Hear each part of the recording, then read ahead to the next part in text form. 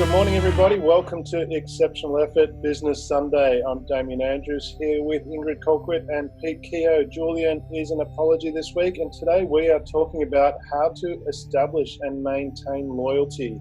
Loyalties were very critical in business, especially in trying times, as we've had recently. And so it's important to establish that loyalty so that people support your business throughout going forward when you have difficult times and also through the good times. I mean, how important is it to maintain that loyalty? First of all, for me, I think loyalty is one of those like golden threads or substances that sprinkles through, and everyone has to kind of have an intention to work with that ethic. It's an ethic and it's a value, and it almost, to me, in my experiences with large change, it can be seeded in to a degree by living the example very strongly every day in your work and how you work with people. But you can't just win it. It's earned, and it's a two-way street. Yeah, just going on from what Ingrid was just, loyalty is a taste. You can't give someone bad food, expect them to like it all the time. And sometimes, for whatever reason, you could have the honest intentions and want that loyalty reciprocated, but for just some reason it just doesn't work. I think it's from an internal thing, that if you have commitment, that your loyalty is self, then I think a lot of that will ripple effect out. And it comes down to personalities as well, effort. But yes, from my background, being a martial artist, loyalty is a very, very big thing. And it's not like it's a religion. There's a word in Japanese called giri, and giri, it's really hard to change that to English, but giri is like a personal drive that you do for others without thought. So to me, loyalty is almost like giri. I've been with a lot of schools now for a lot of years, and we've got that, and it's just by how we both act and both understand one another. So loyalty is a very big thing, and it's, as Ingrid said, it's earned. Part of it is bad. Sorry, Damien. Sorry. I was just going to say that I think it's intrinsically linked. There's an element intrinsically linked to trust. There's also a relationship dynamic as well. So I can give an example briefly where I saw a client flip. In my mind, it flipped their loyalty. So recently, a year ago, did delivery with this person, and she perceived herself at that time as an equal, and contributed actively to a piece of work that I did, and it was very successful. That same piece of work was the basis for another piece of work that's come up in the last month. And instead of perceiving herself as an equal, she'd actually changed roles, she'd changed companies, and she'd gone into government. And her mindset was, I'm your boss. And she's very young. And the same piece of work that we loved and trusted and she contributed to last time was intrinsically part of my strategy for solutioning the way forwarding, because it was a trusted piece of work. But the rug was pulled out from me, and it was all a power game instead of about loyalty, even to her own work, her own contribution to a piece of work. So there's other things that play at breaking loyalty, when people fundamentally don't understand the power of it and the value of it. I think there's two elements too that we need to unpack in relation to loyalty and establishing loyalty. Is one is being authentic, and two, being clear about what it is that you want. And I love Pete's analogy about food. Firstly, being authentic, I liken that as to what Pete said, you serving good food. If you're serving bad food, then it's hard to get people to establish loyalty to you because you're serving a poor product or service, whatever it is. But the other element to that is the type of food you're serving. That's important to recognize, because you might be looking at, you want to establish loyalty with everyone. Well, people have different tastes. Some people like certain food, some people don't like certain food. So you might be serving a really great food. You might be serving this beautiful Indian food, but the person doesn't like Indian. So they're never going to be loyal to your business because it's just not the right product for you. And you need to take, I think those two elements. Firstly, you need to be delivering a quality product, but also recognize too that you're not going to establish loyalty with someone that doesn't want it. For example, I'm not going to be loyal to buying a Google phone.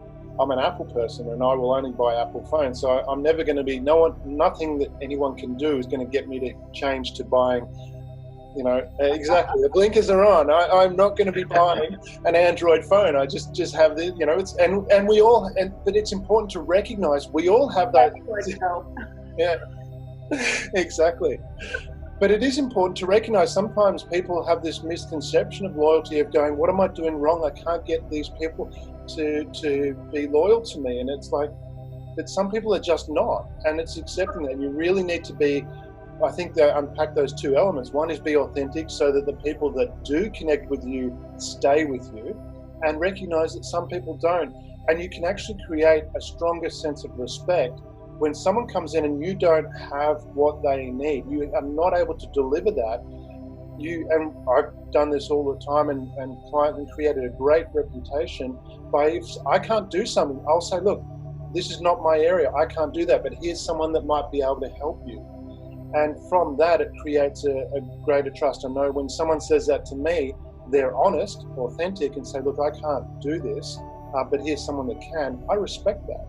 And I remember that person, and that creates a different type of loyalty. When I need their product, that'd probably be the person I go to first.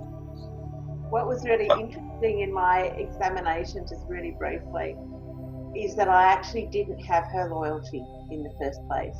Yeah. So she worked with me the first time opportunistically, and she was working with me the second time opportunistically. So it was a lesson for me in what I'd perceived was a better, stronger relationship than I actually had. And so it can be a little bit elusive. But, yeah. No, you go, Dave. I was going to say what Ingrid was saying. It's important to recognize when dealing with people as well. Some people are not interested in that relationship. They're out to get whatever they want to get and then move on. And it is important to not take that personally, to think that you have done something wrong or you haven't established, that there's something that you did was wrong. Some people are just takers. They'll take what they can get and move on. And that's fine. That's the way the world is. There's a lot of people out there. If you, again, operate authentically, then the people that you connect with will move. And that was a key, one of the most profound pieces of advice I got when I was the CEO of the Family Peace Foundation. Greg Larson, who was the chairman of the board, said to me, and I'm not sure what I think I upset him, because he turned to me very sternly, and we were looking for new board members, and he turned to me very sternly and he said, Damien, we don't change who we are to suit board members. We find board members that are aligned with the direction we're going. And for me, that was just such a powerful life lesson to go, well, find people that are aligned with your direction. Don't try and please everybody else, because it's not going to happen. Yeah, with both what you were just talking about there was, in my mind, it was always going, well, we've got to separate. And as Damien said before about unpacking, if someone is then not loyal to us and all we've been is genuine and authentic to them, we have to break these down into two areas.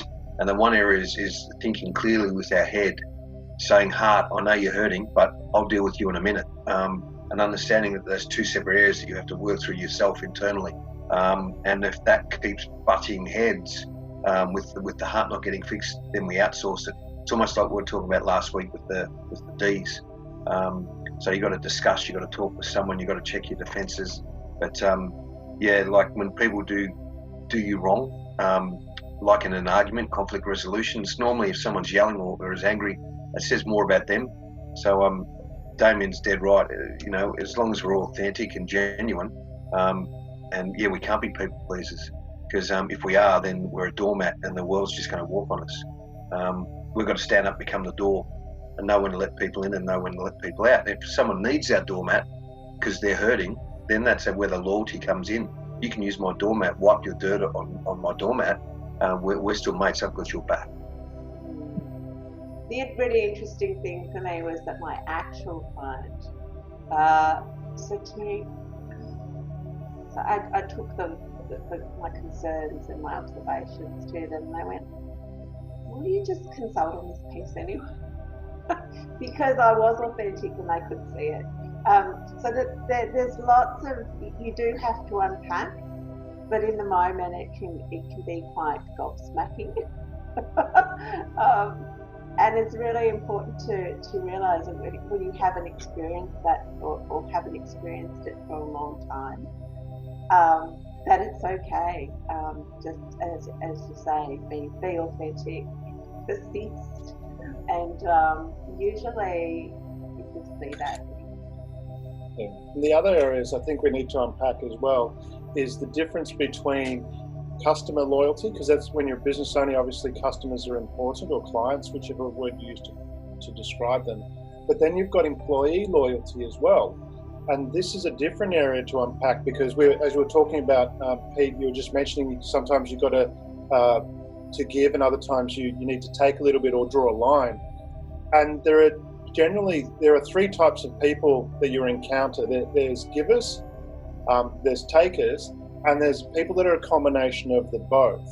And what they've actually found is that people that are both givers and takers, actually they're at the end of performing really well and performing really poorly.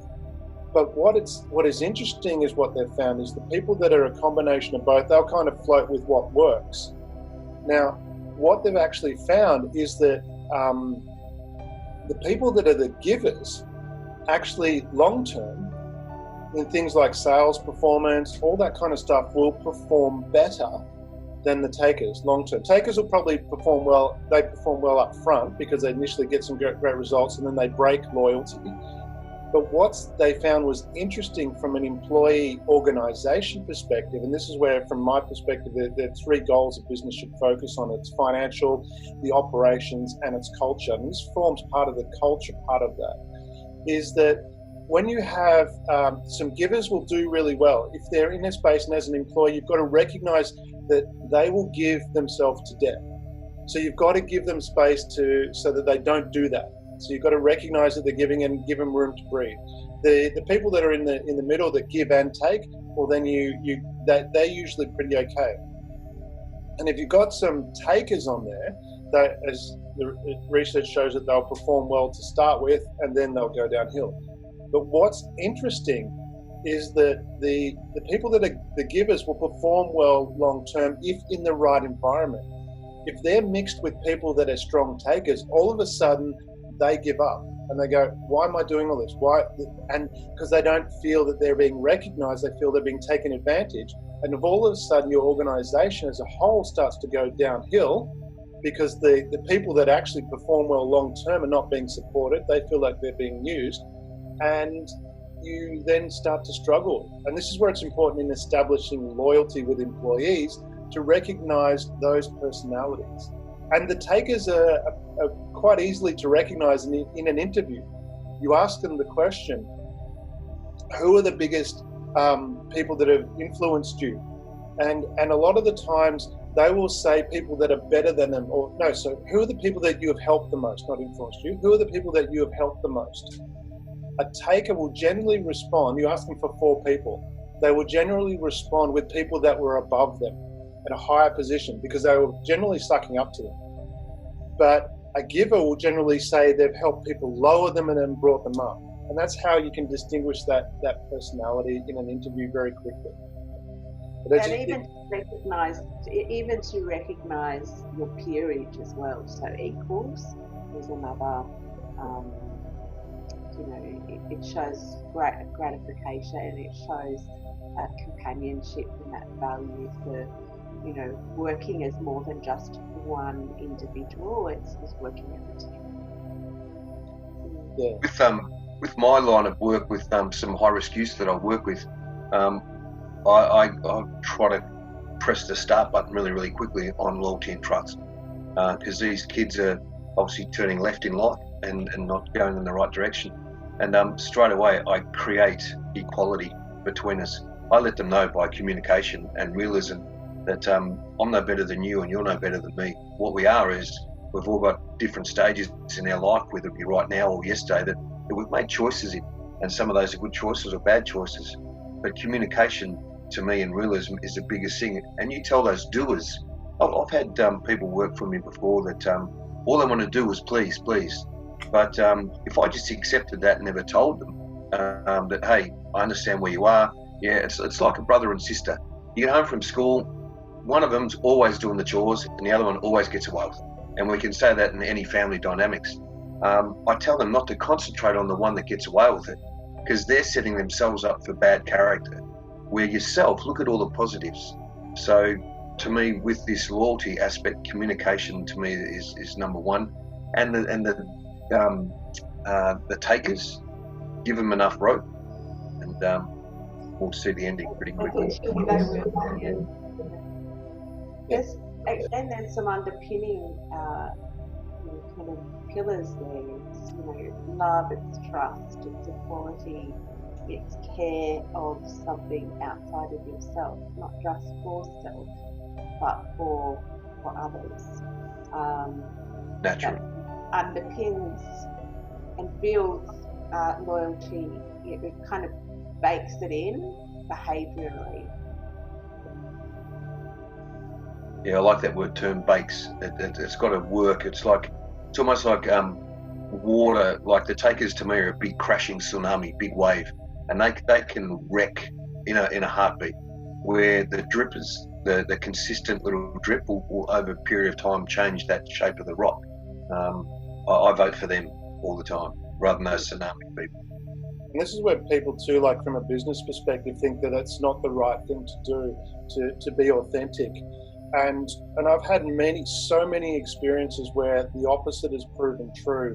An example was I was working on a project. We were building a 22-story building. It was a $110 million project. And there was an issue. There was a couple of issues. There's quite a few issues actually on this, some big issues. And so the client and the superintendent weren't very happy at all. They're certainly not with and I picked up this project near the end of it, and there were so many things that had gone wrong. They were completely, anything that I'd said was just pushed back on because they didn't trust, and that relationship was really poor. What I did was, throughout that, I listened to what they said, and listening is really important to establishing that loyalty because you're understanding what they need. And I listened to what was going on. There were some issues that come up and some things that needed to be fixed, so I fixed them. I got those things fixed. There was where they were having, in this building, downstairs you have the people that ride in, they had areas for the bikes to come in. They wanted a bathroom in there, which wasn't on the plan. So I made that happen, and it was a variation, so we got paid for it. But I made sure it got done exceptionally well. I just said, look, to the guys that were building it, make sure that you do this, to a really high standard. And they did. And so I built that trust. And then what happened too, in part of that, there was a couple of works that they wanted done, which to me, it was pretty black and white. They were variations. We should have got charged for that. And I'm looking at the big picture. It was going to be about, we should have charged for that. And there was about 20 grand worth of work there. And in the scheme of things, it was a $110 million project. I was going, probably. So rather than have the fight about it, I just said, look, I don't agree with you. I let him know clearly, the superintendent clearly know that I don't agree with you, but I want to help repair this relationship. So I'm going to take this on board without worrying about it. I'm just going to get it done and get it finished. And then from there, as I did all these little things of establishing just those little bit extra to rebuild that relationship, as we started to close out the project, the dynamic shift, they started to give me things. And it turned out I gave away 20 grand, but I actually got back 120 grand for works that never happened. And so that's how that relationship worked. There was a major issue with the car park that was going to cost $500,000 to fix. And through, they couldn't see anything beyond that. But after building this relationship, then they started to see some other things, and we come up with a result that it cost $4,500. So we've gone from $500,000 to $4,500 solution that they were happy with, and it moved forward. And that was, so what I'm saying is from a business perspective, people think doing these things to create loyalty, to create trust, being authentic, being honest. I would get on the phone when something went wrong. I got on the phone immediately and said, look, this is screwed up. This is an issue here. And here's my initial plan to deal with it. I just wanted to let you know. And that created so much trust in that business environment, because most people, I think it's a competitive advantage, because most people don't do that. They don't tell the truth. They try and hide these little things. And when you do that, you create this wonderful trust and loyalty with people. I think if you can build and sustain loyalty, and again, we've linked it with trust. So there are some underpinning things that are happening around it, like concentric circles. But once you can keep demonstrating it with consistency in business, to honour the commitments that you've made, or the commitments to any service, or whatever it looks like, it does shine through. And I do believe eventually that act in itself is, as Damien's citing in that, a very powerful business, a very expensive business situation, where if you can't get agreement, or you can't be that negotiator between two parties for a better outcome, it becomes expensive to the point of often death of the project. In many ways, it can completely fall over a commercial project. So having it and working with it as an intention does pay forward very powerfully in the end. But when you see someone that you perceive has had intentions towards you of trust and loyalty, and that breaks, then there is for me also, as Pete said, it's not just your head, it's your heart that goes, oh wow, did that just happen? Really? Did that really? Yeah. I've had a number of times where schools have actually called me and said, got one of your competitors actually after business and to take your spot. And we told them straight away that there's not going to be heaven or earth that's going to move, that's going to make us lose Pete's business here and for you guys to come. And they were open and honest about that. And to me, again, that was that heart moment where I believe that when they actually responded back to that person, it was more of a heart thing. And then for them to let me know on top of that, it's payment in itself. The amount of times I've told kids that because of your attitude right now, because of all these different reasons, you're not probably going to amount to much. And we need statistics in that area. I had to be hard and blunt with some of these boys and girls. And to get emails 10 years down the track saying that, I wanted to give up, but every time I was thinking about, no, it's too hard, I'm going to give up, I heard your bloody voice in my head. So it kept me going. And, I've just finished my apprenticeship. My girlfriend has said yes to marrying me. My boss has asked me to go halves into business. I just put down a deposit on our first unit, and then my fiance tells me we're expecting our first child. So Pete, F you, I'm making it. I'm here. And I got straight back on the email. I said, dude, that's the best email ever, and I've still got goosebumps when I talk about it. It's not the payment. The payment is mandatory, and it's there for a reason to make the wheels go around. But the cog, the middle of that wheel, is this loyalty, this trust, all these underpinning things we talk about. And he didn't have to write that email to me. He did that out of just, here, I'm proved you wrong. But now he wanted to call his first child after me. I said, mate, don't make that big mistake. But, it's just those things. And to me, that's life. And they're beautiful moments to look for. That's the most powerful part in business. It is, from a customer perspective, if you're switching from employees to customers now, from a customer perspective, finding new customers is one of the most expensive things that you can do. It costs a lot of money to find new customers. But if you've got a customer and you create that loyalty, like you're saying, as Pete highlighted there, customers will stick by you. A friend of mine, she has a business which is a doggy daycare business. So basically people are sending dogs to her business to play around. To me, when I grew up, my dog sat in the backyard until you got back home. But people nowadays want their dogs to go now. And you would think in this COVID environment where there's that sort of uncertainty, that kind of thing would go out the window. To me, that's a really discretionary item that would be one of the first things you cut. She had so many of her clients come up to her and say, look, are you okay? We're going to keep supporting you through this environment. And that sort of trust, that connection, that loyalty to your business is worth so much. And that's where it is worth from that perspective of making sure that you create that loyalty. Even if it's a small cost, you've got to think beyond the initial transaction to the lifetime value of the customer. And that's where a lot of people miss out, because they'll think, this transaction is going to cost me $20. Yeah, but for the 20 years of your business or however long you're going to be there, what's that value worth to maintain that customer, to keep that customer with you, to develop that loyalty? But you have to be authentic. If you're just doing it for... You might actually do it in a moment of time for a particular project, but it's not a moment in time thing. It's something that lives with you. And that sprinkle that you were talking about before. Yeah. That magic dust. The other element I would add to that is important with this loyalty perspective is to communicate it. To actually share with people that what you do.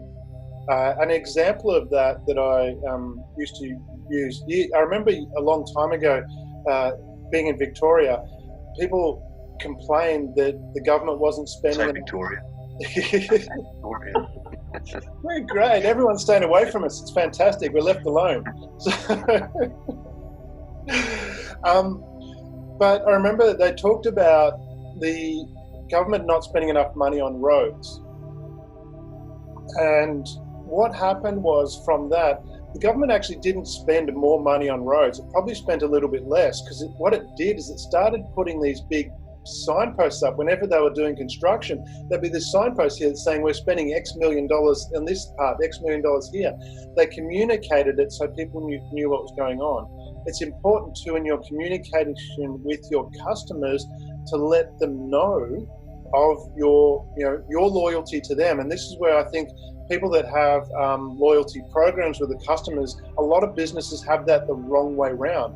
They're like, if you buy so many coffees, I'll give you free. If you support me, is the attitude behind it. They're trying to create that loyalty. But what it should be is the loyalty program, which should be, as a business, I'm going to be loyal to you and offer you a quality service. I'm going to be there as your provider going forward.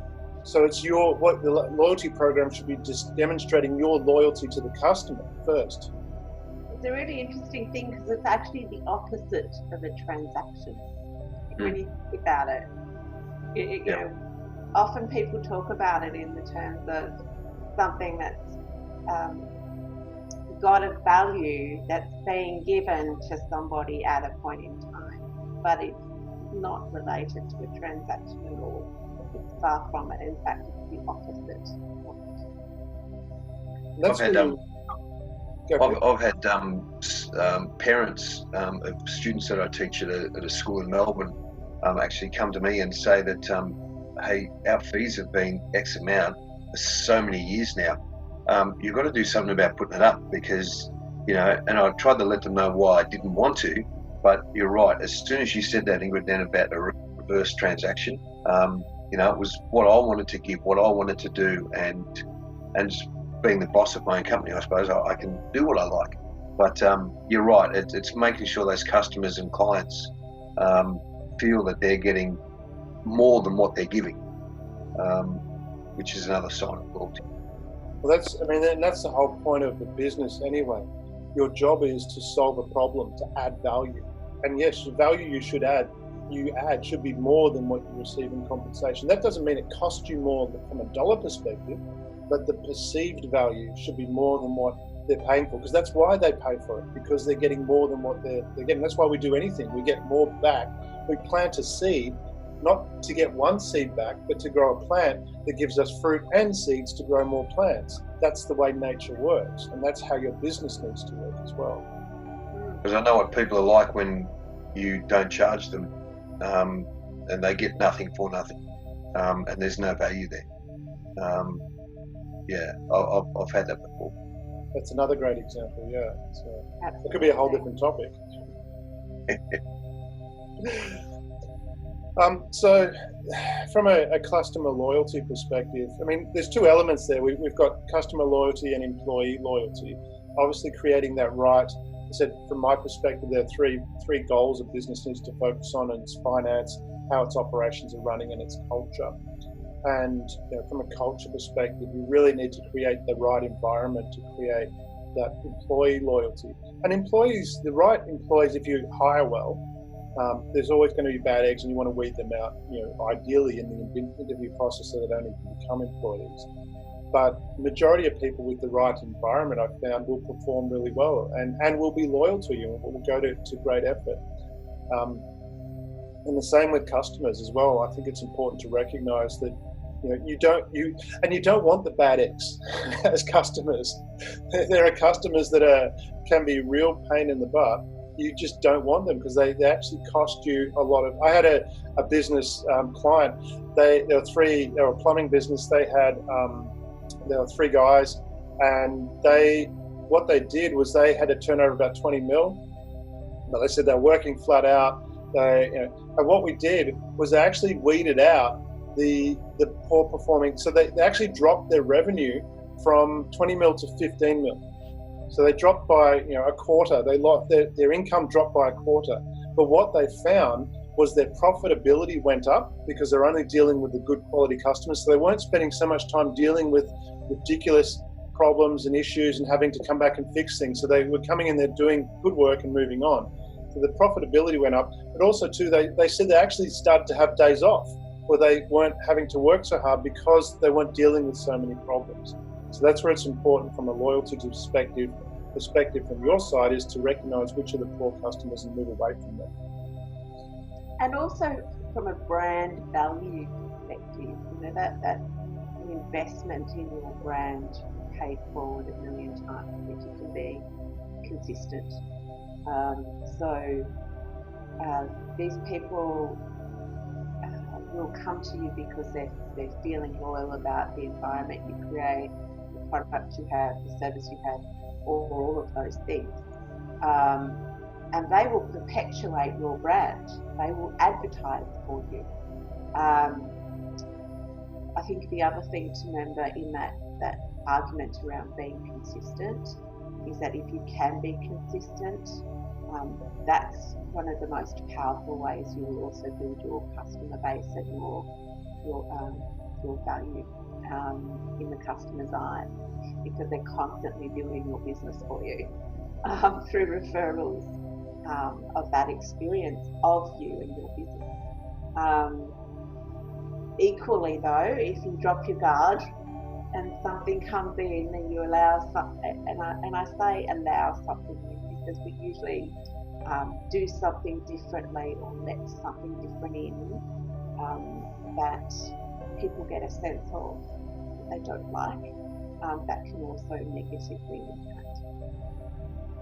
I've had a lot of the staff at schools where I've worked at actually move schools. They often do that, and once they get there, there's a staff room talk about PE area, we need this, or the emotional awareness side of stuff, Year 9s, we need this, and the teacher goes, at my old school we had this dude, the company come in and they were fantastic, and so I've got heaps of my well over 25-30% of new clients because of that. And I've even had one principal that moved from one school to the next and said, right, as part of me moving, we're going to take on board this program as well, to the point now where he's head of like 4 or 5 schools he oversees, and he's got me into each one of them, and of course that ripple affected as well. And so that comes from me doing the right things by him and him doing it, and it's just, you know, it's kindness and fairness. I know it doesn't always come down to that, because there's always that, as Damien said before, it's your finances, but you know, as long as you can see that value added from that, so yeah, there's a good bond there. All right, we're nearly out of time. Is there a key takeaway that you want to share with our audience? For me, it's the lesson that, you know, it's a value. It's something that you have to carry with you in the way that you hold yourself in all of your interactions, and it cannot be commoditized.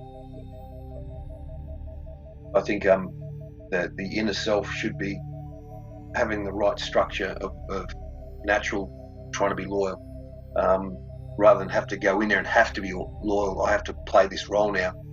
If you can find yourself changing that from have to acting, actual, that you know, things should ripple effect for you in that sense. Fantastic stuff. What an amazing show we've had today, talking about creating and establishing loyalty, both customer and employee loyalty. It's lots of information to unpack. Well, this has been Exceptional Effort Business Sunday with Ingrid Colquitt, Pete Keogh, myself, Damien Andrews, and we look forward to having Julian back next week. Have a great weekend, everybody.